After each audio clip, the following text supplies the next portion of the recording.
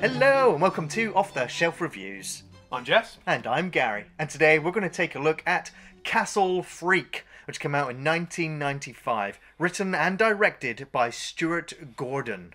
This is, of course, another Stuart Gordon adaptation of an H.P. Lovecraft story called The Outsider. I say an adaptation, this is really more just slightly based on his story. Yeah, well, it's inspired by, because the nature of these sorts of films, it's a kind of horror film set in a castle, and there's a freak. That's the kind of what the synopsis he had to work with. They gave him a poster. Batman Productions are famous for it. They just went, make a film. Here's a poster and an inspiration. And obviously he's got a good track record as a creative that's worked with him in the past, and they went ahead and made Castle Freak, which... Absolutely, yeah. And so the story of The Outsider is of a character slowly emerging and climbing out of a bottomless hole in the ground. Yeah. And slowly coming to the surface with thoughts and dreams of seeing the stars for the first time, only to encounter a reflective surface and to realise that it itself was the monster. It's a very short story. You can read it in about 10 to 15 minutes. And so that is, so the film is just a very light adaptation of it. And in the film, you will see the creature emerge and see a mirror and then destroy it. And that's as much of an adaptation as it is. The other sort of 85 minutes of the film is whatever they brainstormed before filming. Because Stuart Gordon, he got his fan favourites in. He got Barbara Crampton and Jeffrey Combs to for the third time now in a collaboration. Well, yeah, I mean, that's the thing with he kind of almost went back to the old studio thing of having his own troupe stable of actors, and he kept working with them over the years. I mean, they, collectively they had a really good chemistry with each other, and it really shone in the previous films. Well, this one is kind of an exception because it's more straight and more serious. Yes. Well, there is no humour. It's almost humourless. They're all believable, which is kind of, that sounds a strange thing to put it, but it's important for it to be more of a restrained, realist drama, which it is. There's a real nature of tragedy woven into these characters that is revealed through the story. It's not like grandiosely complicated, but it's nice. It gives you a grounding where the horror is therefore somehow more stark against this kind of realist background. Sure. Well, the film opens up straight away into the film. There's no title sequence. There's no credits to begin with. It just cuts you straight in to this old lady, which we'll find out is the Duchess. Yes. And she is scrambling around the kitchen with this cat that's meowing at her. And she's cutting up some bread, and she's lighting a candle, and she's wandering around this castle in the dark. And you have this horror music playing, which is just letting you know that something horrific is going to happen. She drops this bowl of food to this prisoner that she has in the basement. And then she reveals a cat o' nine tails and beats the ever-loving shit out of it before retiring back to her bed for the night and then passing away.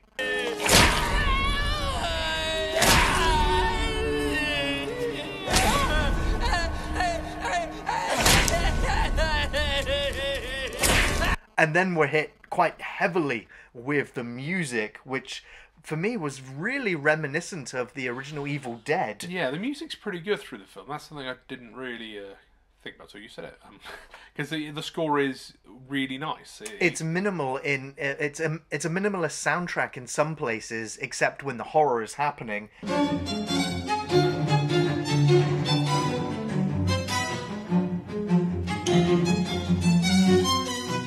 It's ageless as well because it's simple classical music in the most classic horror. It's very simple. Sense. Yeah, because if you think about certain films from the 80s, this was 95, but it very much feels like a film from the 80s. But if somehow that worked, it's one of the reasons I quite like this, is it fits as a simple classic horror film. Right, yeah, it's really quite effective. Yeah.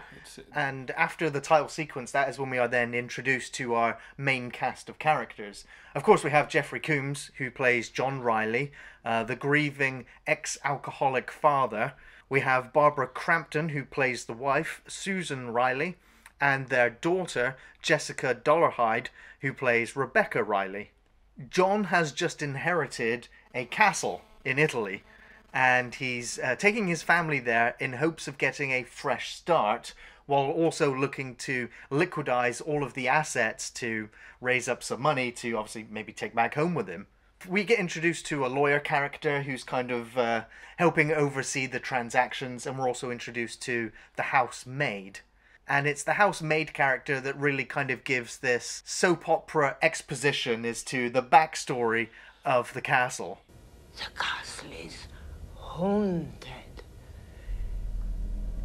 But again, it's an inaccurate reveal, and obviously as the story progresses, you find out she didn't really know everything. Nobody did, and it's a little bit of a mystery there, but again, it's kind of just there to facilitate. It's a mystery for the characters in the film, but we've witnessed the castle freak from the opening before the title of the film. We know what's coming. It's just who he is and why he's there is revealed a little bit more when you get near the end, and that's sort of the twist of the story. But well, there's a couple of little sub twists. There's nothing super... There's a few red herrings which are, they play into the character's grief, as it was, because the characters start to experience strange noises in the house. Yes. The daughter has a visitation from the castle freak at one point. Yeah. It's really her who sets the castle freak off, and she kind of, I don't know, inadvertently wakes him up out of his slumber. Yeah, and... I mean, he's a man. This is a key thing. It's the idea of 40 years of abuse on one person, and that's kind of what's happened here, without explaining exactly why.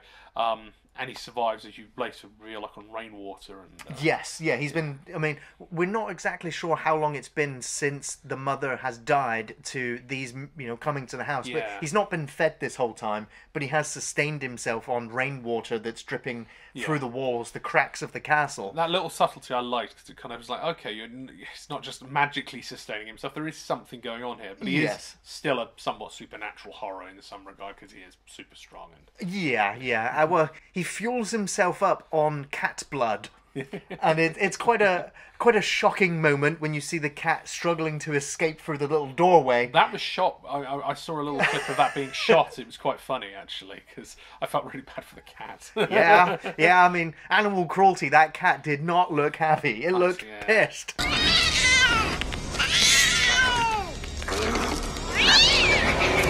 But then, it's the replica cat, the fake cat that gets discarded, just looks matted in blood. So I'm like, it doesn't quite look like the same cat, but... It's the only bit... Well, you're right, that's the only prosthetic that I felt wasn't good. But the death, the gore... Some really good... So there's good gore in this film. It's really, really well done. I like the glimpses that we get of the creature. We saw glimmers of it, in the shadows, in the introduction.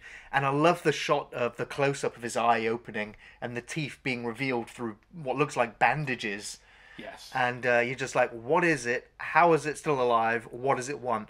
It sensed this younger woman on the other side, and now it's fueled itself on cat meat, which gives it the strength to try and break free in one of the most disturbing sequences in the film, because there are a few shockers. Yeah. And watching him break his thumb and then tear his thumb off to try and remove the restraints it's very effective. Yes.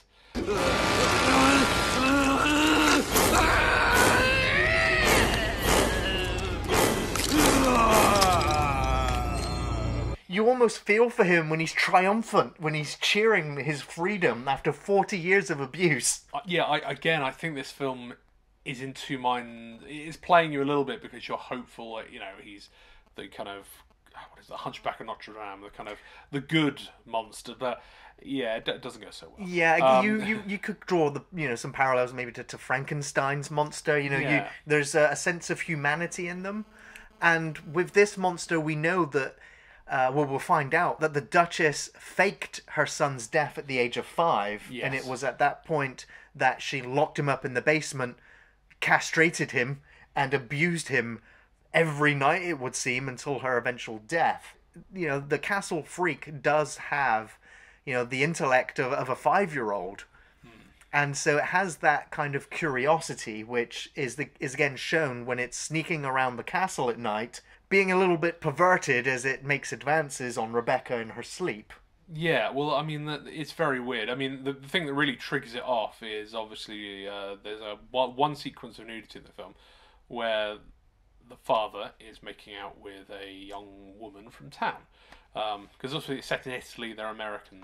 It's an Italian castle, so they're a little bit fish out of water with the locals.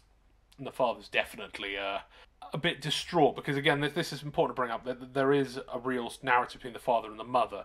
They had a young son. He perishes in a car accident, it's revealed. And the daughter was blinded in the same car accident. And the mother obviously severely blames the father because he was an alcoholic and he was also drink driving, which caused the accident, which caused the deaths. I mean, you know, there were extenuating circumstances. He was trying to tell his son to put his seatbelt back on for irony's sake, but being drunk, he just didn't pull over and sort it out. But the other factor is the freak. We find out this boy looked very much like his son. Yes. Because they're related. Obviously, you could argue through the relation. Well, that's how he inherited the place, through a relation. Yes, because it was the freak kind of is the son, and he is related to him by his father. They have the same father. No. It's the same father. Same father, but it's different sisters. It's the Duchess's younger sister. Yes, is his mother was the younger sister. So again, it's the reasoning is you can understand and he's haunted by that. And initially, that's sort of what twists him up inside because it triggers him off on a drinking binge, which means he sleeps with a young woman. Yes. And he sees he sees Giorgio's coffin or his tomb, and the portrait is very similar, which leads him to believe that his son has found the castle and is now haunting it because that's how he explains the strange noises. Yes. But yeah, there's also that palpable friction between Susan and John, where she's pretty much looking to end this marriage. You know, and it looks like she's given it 9 months and has not forgiven him. Isn't going to forgive him. She's tortured by her daughter. Clearly wants the family to stay together, and she's tortured because of her daughter. And it's very, very painful because it's really well performed as well. Yeah, the two of them just do fantastically. It's what carries the whole film. The blind daughters, Rebecca, the actress plays her, fine, but I think it's carried by her mother and father. Absolutely, yeah, and you know they have a fair few scenes together, and mostly they're arguing and shouting at each other, and it's kind of what you would expect I'd guess for a marriage or a couple in this situation. But what's really cringy though is watching John make these advances to his wife, where it's very clearly unwanted at this time. And he gets upset that it's been 9 months and, you know, he still can't sleep with his wife. He's forced to sleep in another room. And when he makes those advances, I'm just like, it's like you almost know, as an audience member, you know it's wrong, but you are still slightly sympathetic to him because it wasn't entirely his fault, but then he was drink driving, so it's entirely his fucking fault. Yeah. And so, you know, you kind of have sympathy for all of the characters there, as well as the creature in the basement. Yeah. It's not a complicated story, but it's nice that there's enough depth to these characters, because I think a lot of horror films fall into the kind of no setup, just jump you in with the gore and spray blood across the screen till the credits roll. This is a gently paced drama which is not, it's not Oscar winning, but it's very fun. It's good. But again, I jumped away. But back to the monster point. The monster essentially sees him making out with a whore from town, shall we say? And again, there's more plots tied to that. And again, I credit the movie with having more depth to all these characters. But he essentially sees them making out drunk in the cellar, because there's a wine cellar, and obviously being a recovering alcoholic, he fails gloriously. The monster, I think that sort of really triggers the sexual aspect of this. Yes. And then obviously it does have some tropes it immediately falls into, with a sexually charged monster chasing a young girl in a bra in the rain. That's maybe the genre we can't get away from. Well, yeah, like one of the truly shocking moments in the film is when the castle freak finds the sex worker in the castle and puts the sheet over her head and drags her off. And it recreates the sexual acts that John had performed on her earlier by biting off her nipple and then going down on her in one of the most gruesome shots in the film. Yeah, there's some pretty good graphic gore here. If you're a gore fiend, you'll enjoy these sequences.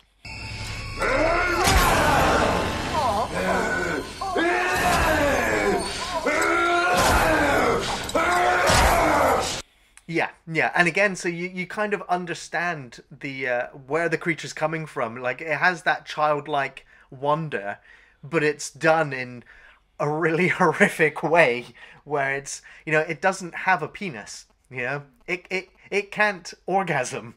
Yeah, it is. It's got a nice kind of darkly tragic edge to it. The whole film has that tragic feeling all the way through it. Well, the Duchess did it all out of betrayal because, as we said, she hated the child after her husband left her for her younger sister. Yes, and that poisoned her as it were, and that she is the villain in a kind of in a way, but she's also another victim in this story, and that's good. I think again, it's the leaving you mixed emotion on the kind of tragedy of all of this, and it's good. That's why I think it's a good film. I think it generally nails that whole core to the centre of a horror film, which is everything should be a little bit horrible. yeah. And so what follows now is that the police officer that we'd been introduced earlier when John had called the police to the castle to investigate, and the police were just like, look, there's like over 150 rooms in this castle. We're not going room to room searching for apparently some spectre. But that police officer turns up again, and we'll find out that that police officer had a relationship with the sex worker and actually had a child with her. Yeah. And so he's a little bit more keen on now the investigation, the follow-up, to which, after searching through the house, they find the body of the sex worker along with the body of the maid. Yes. who had gone wandering down there. So John is quickly arrested. Yes, and the women are left alone in the house. With a couple of police officers. Oh, well, they're going to keep them I safe. mean, cannon fodder. Yeah. Susan comes out and sends one of them off to go and get a glass of water, and he doesn't return. She gets irate and sends the other police officer to go and get that glass of water. He doesn't return.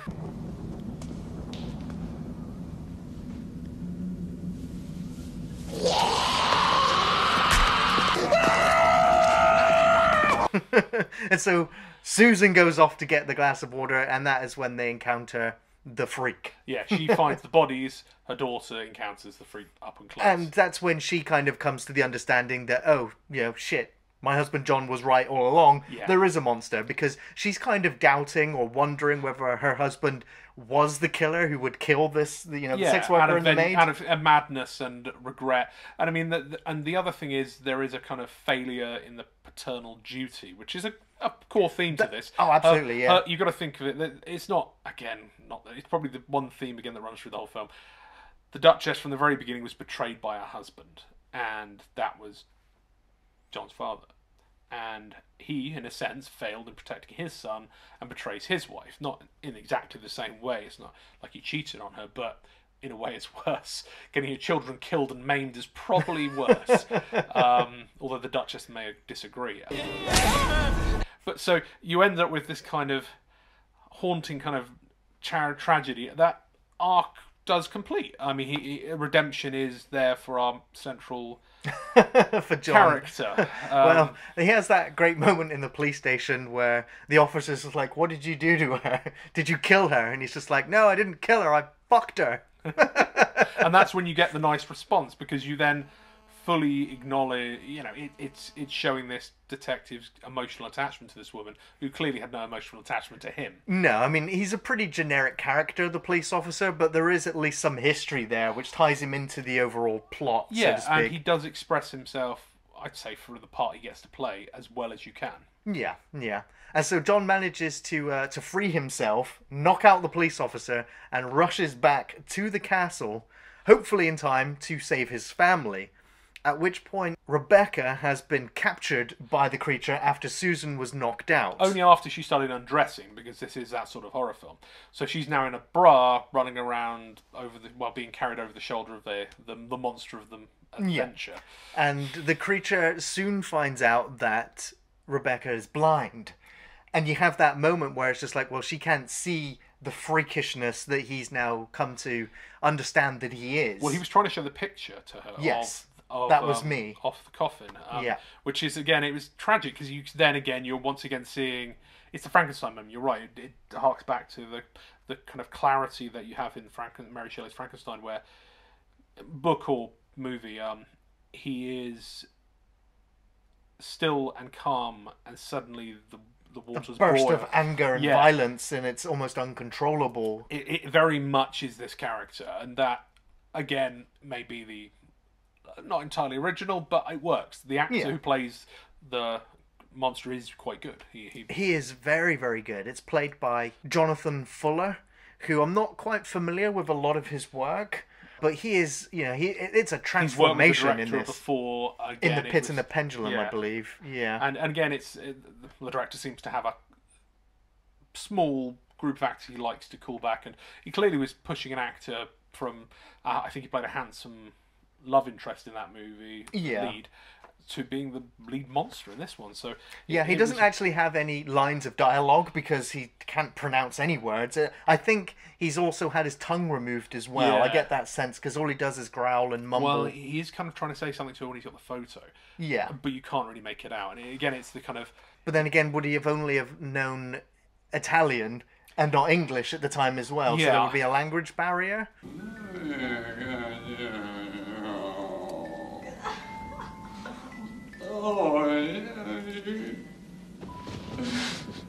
I feel like the actor was trying to say something in English, and I was like, I'm not sure. Again, it was just like, but that's an English actor, American actor in the case, but trying to speak it. But it is one of the more fascinating sequences in the film. Yeah, again, it gives you humanity to the monster, which we now, as the events start to domino, isn't gonna, this film isn't gonna end happily. No. Well, Susan has come to and has grabbed a kitchen knife and makes her way down into the basement where she can hear her daughter screaming. And in order to distract the creature, she decides to reveal her secret weapons. Because this film's gone to that point. But no, it's Well, fine. it's a clever enough, move. She's kind of got the read of the monster. Yeah. And very quickly stabs the monster in the back with a knife, grabs her daughter and escapes to the rooftop where the creature angrily chases after them after flailing around with a cat o' nine tails. Yes. Of course, throughout the film, every night in this film, we've had the thunder and the lightning and the rainstorms. I'm just like, okay, it's a horror movie, so I guess it's part and parcel with that. But John manages to get to his family just in time and has a bit of a wrestling match, a fight-off with the castle freak, but is pretty much unsuccessful. He kind of gets beaten down. Yeah. This creature is pretty tough from years of being abused. Yes, yeah. And we'd also had that foreshadowing moment earlier in the film where John was refused by his wife again and in a fit of rage and despair ran to the top of the castle and contemplated throwing himself off in a fit of suicide. Yeah, because he's guilty. He was guilty about his son, and it's clearly the sort of torn motivation in his heart. Yeah. And obviously at this point he sees no way out for him to be able to save his family here. So he shackles himself to the creature and throws himself off the castle walls. And they both die at the bottom, but not before we have that final moment of almost redemption in a way where Susan forgives her husband for the death of their child. Almost for the sake of him as he's dying. I think it was a genuine a sentiment. Well, yeah, I think so. I think if you're going to say that she, in a sense, was torn away from him in an emotional sense by the death of her son, in this he redeems himself by defending his family where he failed to defend them from, his own stupidity in the previous events. Sure. So, you're right. It's the redemptive cycle. It's the completion of his arc. And in a sense, hers. It gives a tragic closure to their relationship. Sure, yeah. And as the final shots of the film, we see them dressed in black, the coffin being carried out, and in the distance you can see the cop hand in hand with the child, the motherless child now. Yeah. And I think it's the only time a character smiles in the entire film, as Susan looks at him and smiles before heading to the funeral. And that's where the film ends.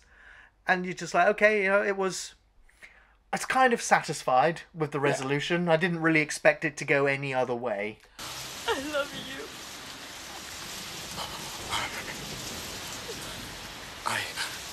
I love you. It was a film that deserved a wider release than it did. Yes. And Full Moon Studios at the time had a distribution agreement with Paramount Studios. And Paramount Studios, well, unfortunately for Full Moon Studios, Paramount Studios executives turned up on the set one day and saw the horrifying footage that they were shooting for Castle Freak, and the executives went back to Hollywood and just went, cut all ties with Full Moon Studios, we'll never ever distribute any of their material ever again. And I can only wonder what shots they saw.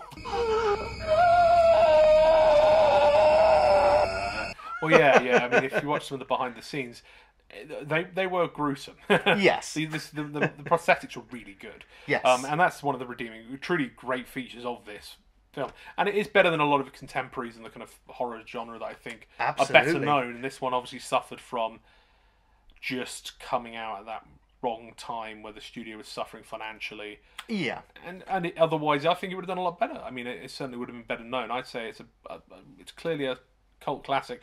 It's even getting a remake this year. Absolutely, yeah. Well, it should be, although it might be delayed for obvious reasons. Yeah, the COVID issues may block it, because it was about 9 days from when we're shooting. It was meant to go into a film festival. Barbara Crampton's actually a producer on the film as well, and it is supposed to be more of a reimagining of the story than a direct remake, which is interesting. I heard they were going to add more characters, more. I would definitely agree that I wouldn't have a problem with Castle Freak being remade, and obviously I'm actually curious to see another adaptation of it.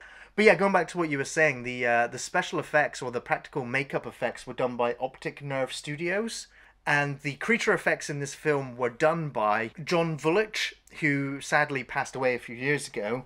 But he did some fantastic work and worked on films like Day of the Dead and The Lost Boys. And the Optic Nerve Studios team which worked on the film, I remember their names from the Angel and Buffy TV series doing the vampire work. It was a studio founded by the members that wanted to advance prosthetic makeup effects in television. And I think they really did that through all of the alien creatures in Babylon 5. Truly memorable prosthetic work that still looks good today. They really raised the bar for creatures in television across the board. Well, yeah, in this movie, like, if you watch the making of, you'll see the actor in the full prosthetics. It took him, as you said, 6 hours to get in, And it looks really good. It stands up to the test of time. It's one of the, again, like Buffy, like all of those different TV shows those guys worked on, they really stand up. Yes. I think they definitely have like an art style to the way they do their prosthetics. And you can tell by looking at one prosthetic, you'd be able to recognise all of those prosthetics. There's a puffiness to it, but in a sense it works. Yeah. What was the word they used for the ones in Buffy? Lumpy. Yes, there you go. Maybe it's the lumpy style, but again, that adds to the horror. I think it's their style. It's like an art style in a graphic novel. You can go, oh, I know that artist. I know their style. So, do you have any favourite or memorable sequences from Castle Freak? Oh, I think just the classic chase through the rain. I chuckle because I said it's a dirty pleasure, this film, because it's playing on the tropes, but it's the classic women screaming, running in the rain. It's a Hammer horror moment. The monster not quite keeping up with them. Yeah, it's a bit cheesy, but again, I don't know. That's why I enjoy certain horror films, because there's a part of my brain going, this is a bit silly, but it's awesome. And that's the best bit of some types of horror films. I think this is what tickles me in these sorts of genre pieces. Yeah. I have a few memorable sequences from the film. I don't like seeing animals getting harmed in movies, but sometimes, it happens. And watching that cat being pulled through the doorway, I'm just like, oh, damn. Well, they never stopped abusing him in 40 years, so... No. It's payback. The freeing of the chains and the thumb ripping, I thought was really effective and very well done. I thought the whole opening sequence, I really liked the imagery of the lady making her way down into the basement in candlelight to then abuse and beat her child. Very, very memorable. I like the framing and the atmosphere here. Some of the scenes that are also memorable, but also uncomfortable, was watching Jeffrey Combs' unwanted advances on Susan. They were a little bit hard to watch. I also have a couple of issues with some of the lighting and the variation of lighting throughout the film. Almost every shot from the film, even in the same sequence, the lighting just felt different throughout. And the film stock also felt relatively cheap. And there were quite a few hard cuts in the film, whether it was all, with the music cutting at the same time as the lighting and the visuals.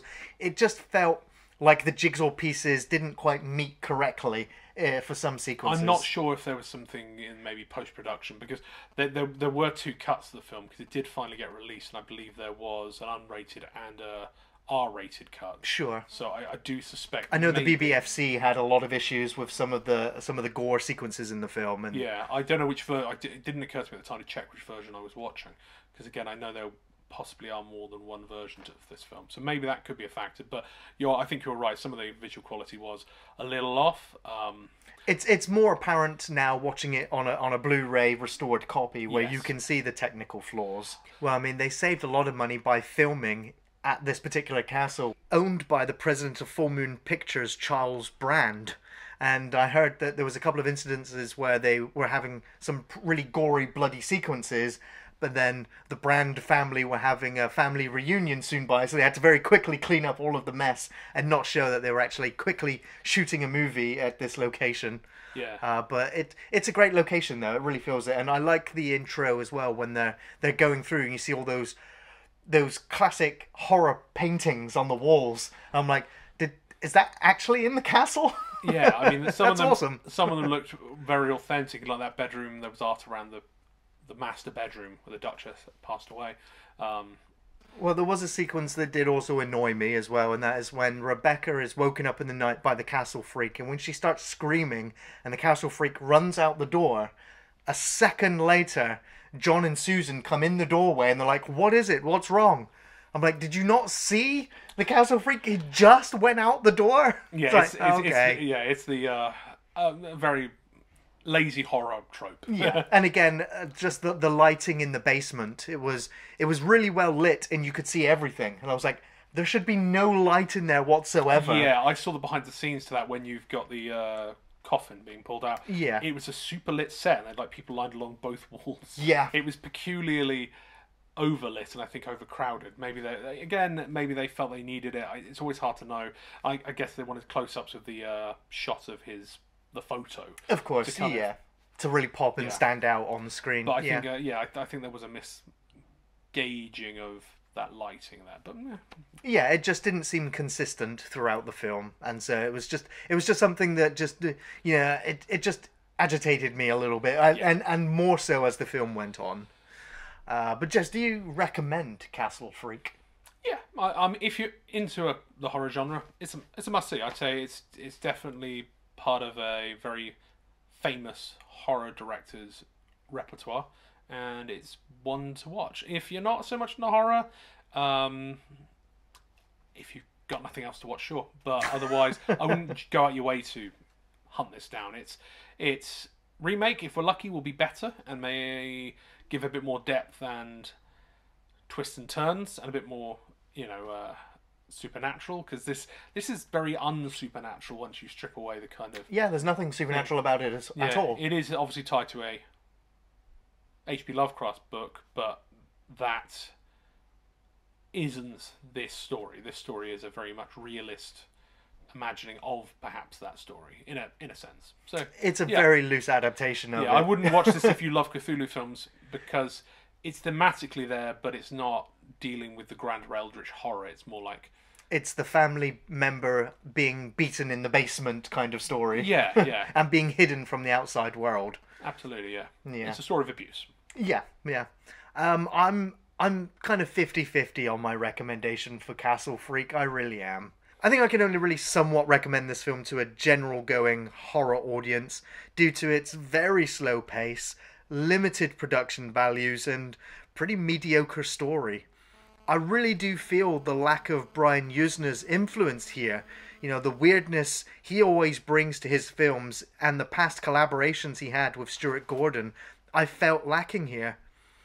There is a lot going on in this film, though, to enjoy, as Jeffrey Combs always brings his characters to life in memorable ways, and this time he excels at portraying grief and loss, and of course with his usual over-the-top style.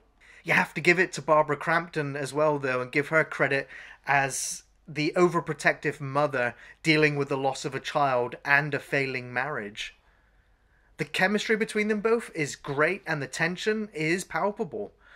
There are some great shots in the film, but the majority of the cinematography is bland and relatively simple. The film has a feeling of tragedy hanging over its entire runtime, which is mirrored in the Freak, who you can sympathise with to a certain point. And Jonathan Fuller does a magical job in the makeup, showing that childlike curiosity with no sense of right from wrong.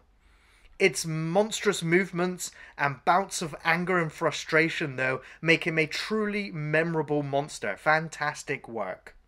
So, yeah, it's not a perfect film. It's been locked away, mostly in obscurity, waiting for a chance to get loose and cause havoc once more, and is at least worth a watch, especially for fans of the late, great Stuart Gordon. It's a cult movie, not, I would say, a cult classic. No. Excellent. Thanks for watching Off the Shelf Reviews.